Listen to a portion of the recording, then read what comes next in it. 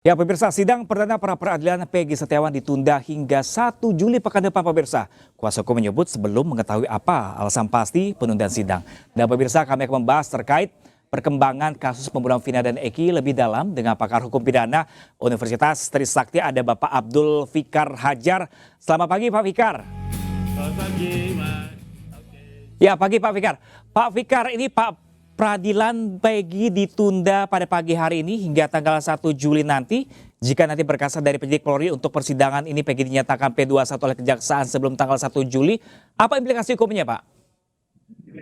Ya, gini, pra peradilan tetap jalan sepanjang kasusnya belum disidangkan, gitu. Jadi pengertian perkara sudah sampai ke penuntutan itu artinya adalah sampai ada sidang pertama, gitu. Jadi kalau pra peradilan ini masih jalan, kemudian besoknya ada sidang, maka pra peradilan itu gugur, ya artinya tidak bisa diteruskan. Tetapi kalau coba baru sampai diberikan kepada kejaksaan, kejaksaan kemudian kirim ke pengadilan, belum ada waktu penentuan sidang kapan, itu masih bisa jalan pra peradilan.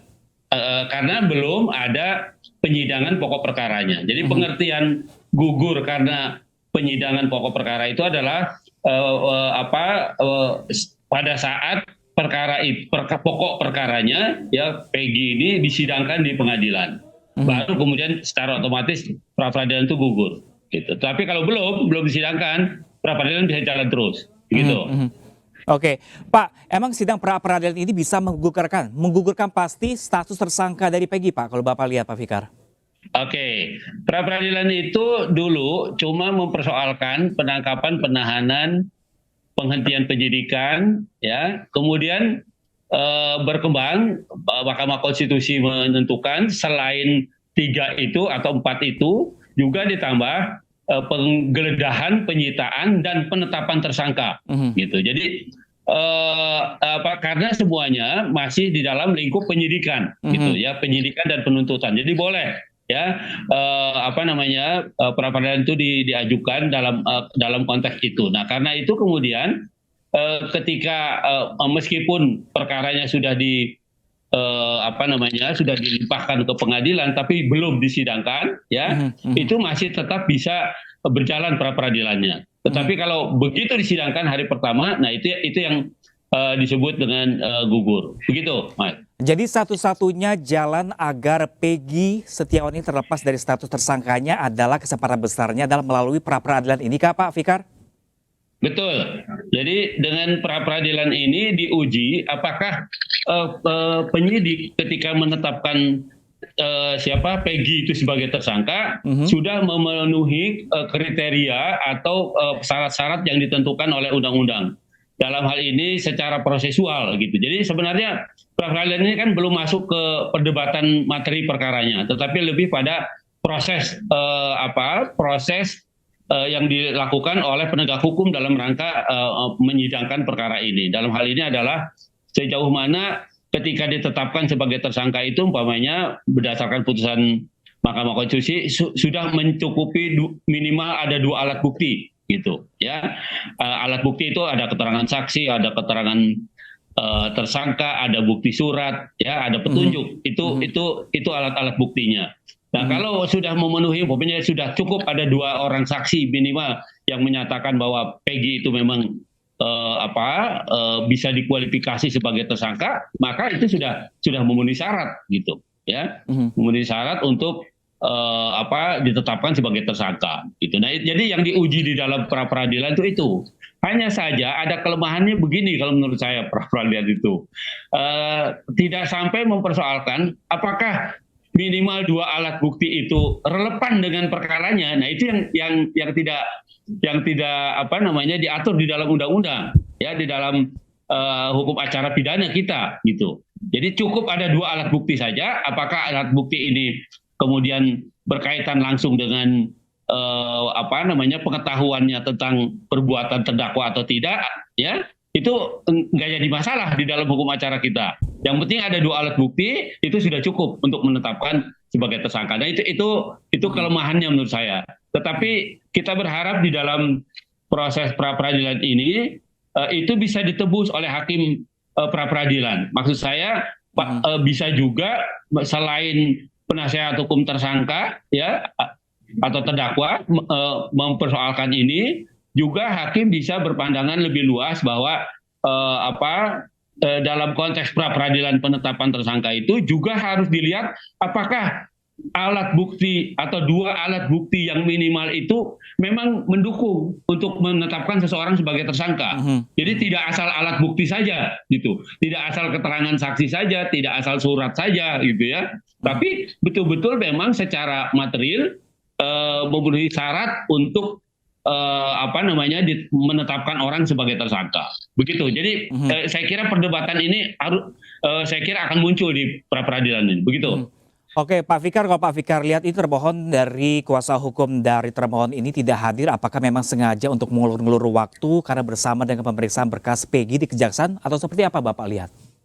Ya, nah ini ini yang harus kita analisis dengan hati-hati ya.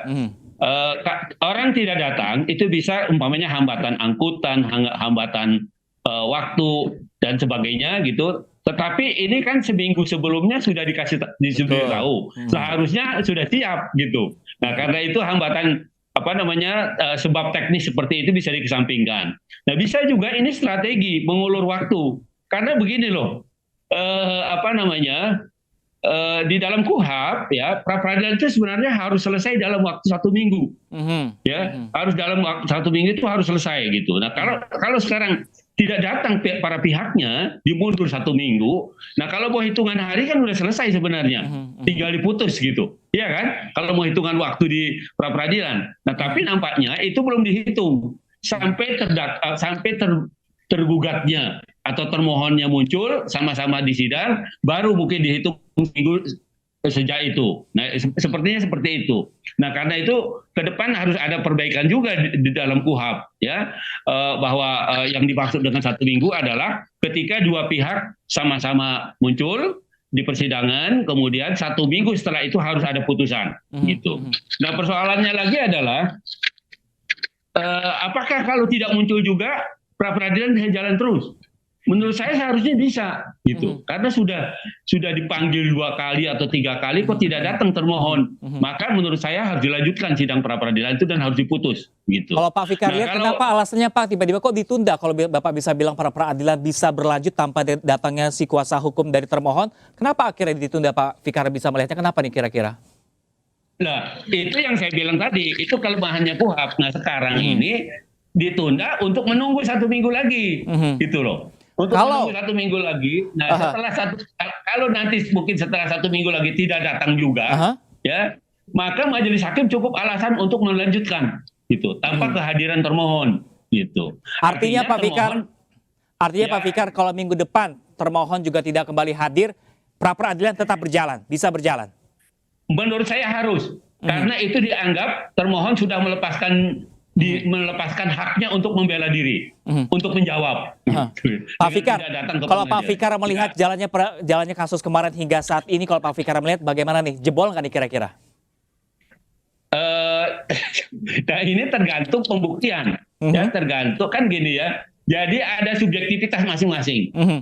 Penyidik atau polisi merasa dia cukup kuat dengan minimal 2 alat bukti, dia sudah menemukan alat bukti itu dan menetapkan Peggy sebagai tersangkanya, Peggy Setiawan sebagai tersangkanya.